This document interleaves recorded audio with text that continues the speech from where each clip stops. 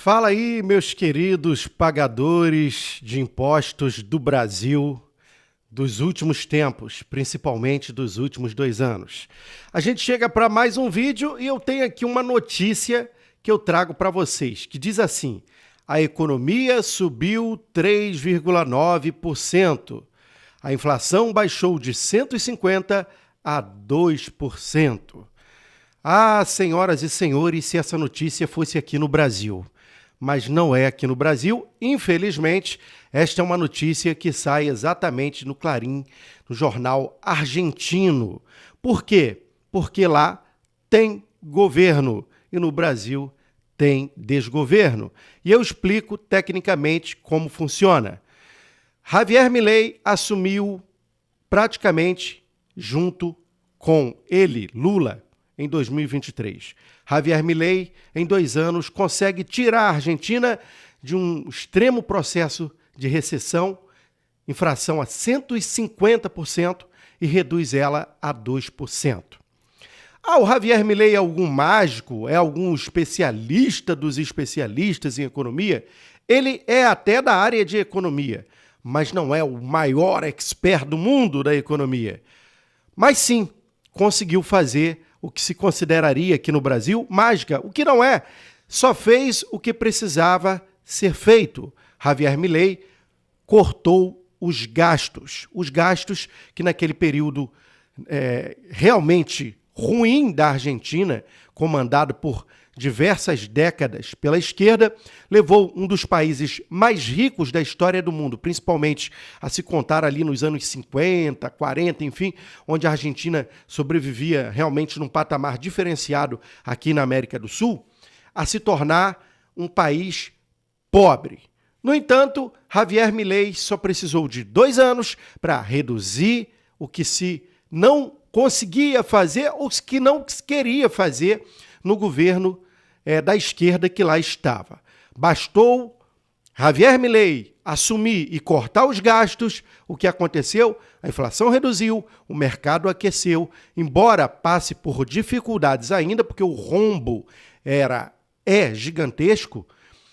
Javier Milei consegue, em 2 anos, colocar a Argentina no ritmo de crescimento. E por isso teve um crescimento de 3,9%. Isto é sensacional. Parabéns ao governo de direita Javier Milei, que a gente falou aqui diversas vezes. Só salvará a Argentina se Javier Milei estiver governando, porque embora não tivesse mandato em nenhum momento histórico ou participasse da política argentina, ele era um economista e o que se precisava, e o que se precisa de fato na governança de um país são pessoas que entendam de economia para que se estabilize. Algo que não acontece aqui no Brasil. Ao contrário, aqueles que deveriam cuidar da nossa economia trabalham contra ela. Não sei se é um processo de vingança, será? Mas a coisa está muito estranha. O presidente da República, junto com o Haddad, principalmente o ministro da Economia, que não tem uma capacidade de fazer acontecer a diferença na economia do Brasil, faz com que o país viva num processo em ritmo de, infelizmente, empobrecimento e, claro, quase próximo de uma terrível recessão.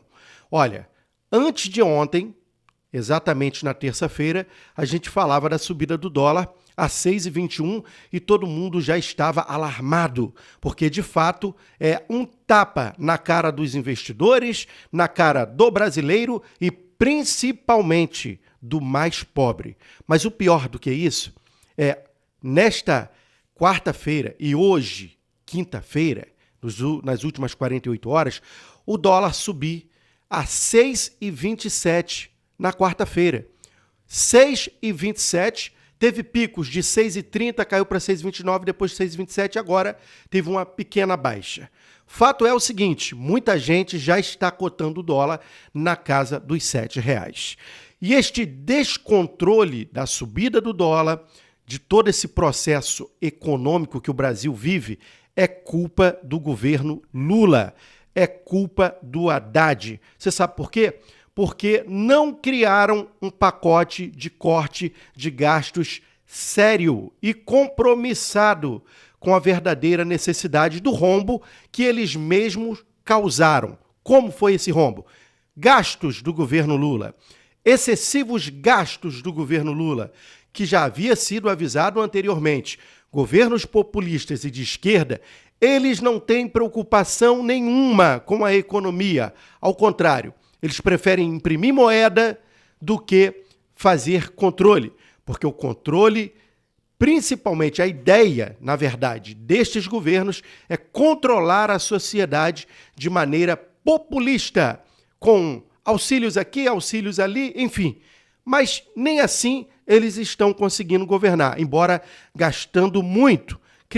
Inflaram demais a economia com excessivos gastos para gerar a impressão que o PIB estava crescendo, onde na verdade era um crescimento mentiroso, que a conta já começou a chegar muito antes do que eles esperavam, porque o rombo do Brasil, só nos últimos 2 anos, já passa, principalmente nas questões econômicas envolvendo aqui os gastos, 205 bilhões. Eu não preciso nem me recordar, e você deve se recordar, mas eu nem me preciso recordar, pelo fato de que, quando Jair Messias Bolsonaro deixou o governo em 2022, deixou nos caixas do Brasil 55 bilhões. Deixou o país no azul, deixou o país em crescimento econômico, feito muito bem por Paulo Guedes, o seu ministro da época.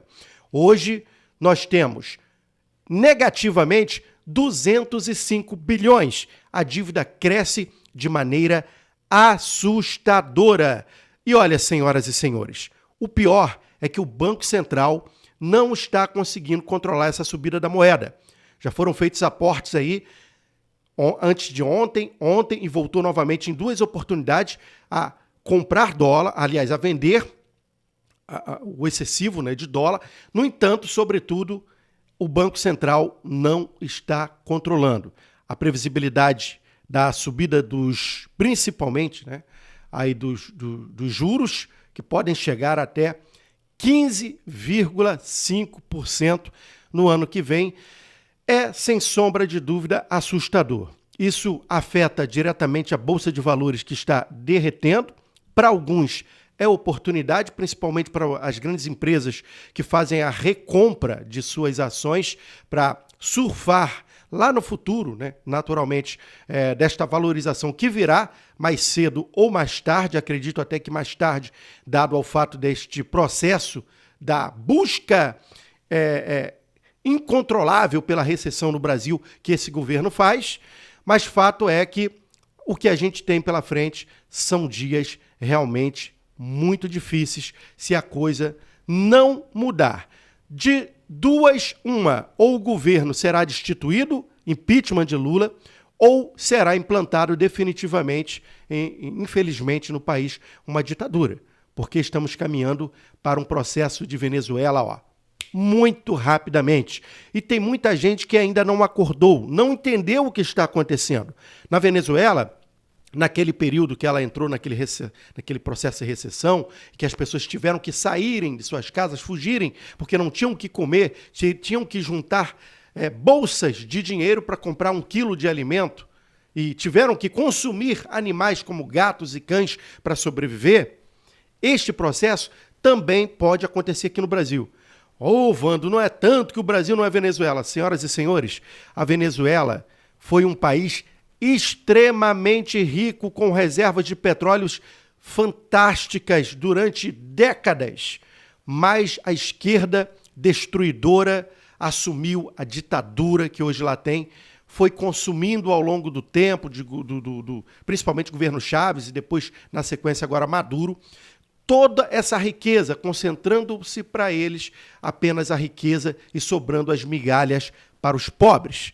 Muita gente não entendeu. Tem lugares e cidades na Venezuela, por exemplo, que lá eles não usam nem sequer a moeda venezuelana. Eles negociam através de moedas próprias ou até mesmo do peso do ouro, né? Compram mercadorias ainda, né, através do ouro, da prata, enfim, negociam com moedas alternativas, porque o sistema econômico destruidor da Venezuela, que o Lula adora e idolatra Maduro, né, embora tenha tido essas faíscas deles de últimos tempos, mas fato é que governos autoritários sempre encheram os olhos daquele que se diz democrático no Brasil, mas não tem preocupação nenhuma com o pobre. Tanto é que o corte de gastos só corta do lado mais fraco, como eu disse no vídeo anterior. Nos pobres, o corte de gastos está apenas retido aos pobres. Paulo Pimenta, ministro do governo, faz uma afirmação dizendo que determinado perfil do Twitter havia feito com que fake news nas redes sociais teriam elevado o valor do dólar. Aí fui ver este tal perfil, o perfil extremamente sem nenhum engajamento de pessoas, quer dizer, um perfil responsável pela economia, enquanto nós temos um ministro da economia que está entrando de férias. É isso aí, férias para Haddad e inferno exatamente para o povo brasileiro, que vai ter que passar um Natal muito controladamente economicamente, porque os preços estão muito altos e estão cada dia mais, infelizmente. Agora, você vê uma Daniela Lima, por exemplo, da Globo News, defender o governo e acusar a rede social do problema econômico e da subida do dólar. Gente, isso é passar vergonha, isso é se autofragelar, porque alguém que se classifica como jornalista não ter o mínimo conhecimento de saber que 1 mais 1 é 2, que é o que basicamente se trata isso, a economia, quem controla é o governo, não perfis de redes sociais, Daniela Lima. Isto é uma vergonha para a sua empresa e para você. Mas temos nesse país exatamente esta situação, um Brasil que cada dia mais fica num estado de penúria, lamentavelmente, senhoras e senhores. Bom, falta de aviso? Não foi falta de aviso. A gente sabia que governos populistas como Lula são destrutivos e eles não gostam do mercado financeiro, porque sabem que a matemática ela é exata. E tudo que é exato, é correto, a esquerda não gosta. Se o dólar sobe, é porque a economia está mal. Se a moeda cai, a moeda brasileira, o real, despenca, é porque a economia está mal. O mercado ele é sensível à economia. E eles têm essa raiva, essa bronca toda, exatamente da Faria Lima, que são os investidores, né? Enfim, por conta exatamente disso. Porque contra fatos não há argumento. A matemática ela é exata. E tudo que é exato contraria a esquerda, que é absolutamente mentirosa e populista. Apenas isso. Somente isso, nada mais que isso.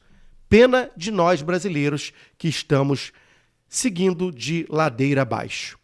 Bom, governo sem responsabilidade fiscal, sem levar em consideração a crise, Haddad sai de férias. Férias para ele, infelizmente para a gente, prejuízo nos bolsos, porque a moeda brasileira está cada dia menos valorizada. A desvalorização ela é terrível para qualquer sociedade humana, porque você perde o poder de compra e isso afeta no seu dia a dia. A gente sabe que um salário mínimo já não dá para mal se alimentar. Imagine quem ganha um salário mínimo nesse país. Como vai viver com juros na casa dos 15? Isto se não subir mais, se o Banco Central não tiver que subir mais esses juros em 2025. 2025 e 2026 será extremamente desafiador.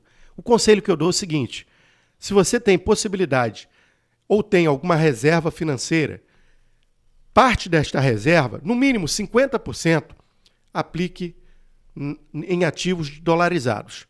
Se você não pode fazê-lo, crie uma reserva de alguma forma, porque dias piores virão. Vando Soares, do Rio de Janeiro.